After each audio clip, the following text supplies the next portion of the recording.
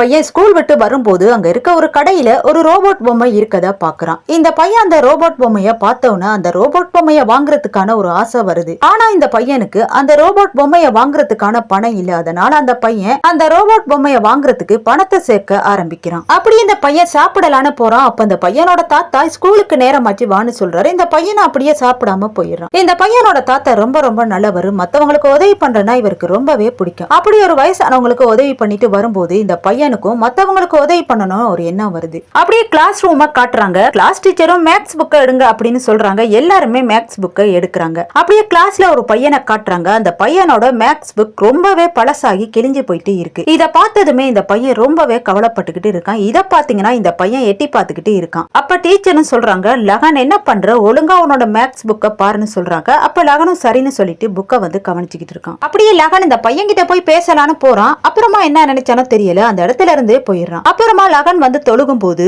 லகன் ஆசையா வாங்க இருந்த அந்த ரோபோட் பொம்மையோட போட்டோ அங்க இருக்கதா பாக்குறான். அப்பதான் அவனுக்கு ஞாபகம் வருது. அப்படியே போயிட்டு அவன் சேர்த்து வச்ச அந்த பணத்தை பாக்குறான். அந்த ரோபோட் பொம்மையை வாங்குற அளவுக்கு அவன்கிட்ட பணம் இருக்கு. அப்படியே லகனும் ஸ்கூலுக்கு போறான். கிளாஸ் டீச்சரும் உங்க மேக்ஸ் புக் எல்லாம் எடுங்கன்னு சொல்றாங்க. இந்த டீச்சரும் அந்த பையனோட மேக்ஸ் புக்கை பாக்குறாங்க. அப்படி பார்த்துட்டு அந்த பையனை நல்லா திட்டிட்டு என்னோட ஸ்டாப் ரூமுக்கு அப்புறமா வந்து மீட் பண்ணுன்னு சொல்லிட்டு அந்த இடத்துல இருந்து போறாங்க. லகன் அந்த ரோபோட் பொம்மையை வாங்குறதுக்காக அவனோட பணத்தை வந்து எடுத்து பாத்துக்கிட்டு இருக்கான். அப்படி பாத்துக்கிட்டு இருக்கும்போது சைட்ல அந்த மேக்ஸ் புக் எல்லாம் இருக்கத பாக்குறான். அப்படியே லகனோட தாத்தாவும் லகனை வந்து கூட்டிக்கிட்டு போறதுக்காக வந்து வெயிட் பண்ணிக்கிட்டு இருக்காரு. லகனும் அந்த இடத்துக்கு வரான். அந்த பையன் அந்த இடத்துல இருக்கத லகன் பாக்குறான். பார்த்த லகனும் தாத்தா கிட்ட கொஞ்சம் இருங்க வர்றேன்னு சொல்லிட்டு அந்த பையன் கிட்ட போறான். லகனும் உனக்காக ஒண்ணு வச்சிருக்கேன் அப்படின்னு சொல்லிட்டு அந்த மேக்ஸ் புக்கை எடுத்து அந்த பையனோட பேர் எழுதி அந்த பையன் கிட்ட அந்த மேக்ஸ் புக்கை கொடுக்கறான். இந்த பையன் அந்த மேக்ஸ் புக்கை பார்த்ததுமே ரொம்ப ரொம்ப சந்தோஷப்படுறான். லகனுக்கு நன்றியும் சொல்றான். லகனும் சரி பரவாயில்ல விடு அப்படின்னு சொல்றான். இந்த வீடியோ பத்தி நீங்க என்ன நினைக்கிறீங்கன்னு கமெண்ட் பண்ணுங்க. பிடிச்சிருந்தா லைக் பண்ணுங்க.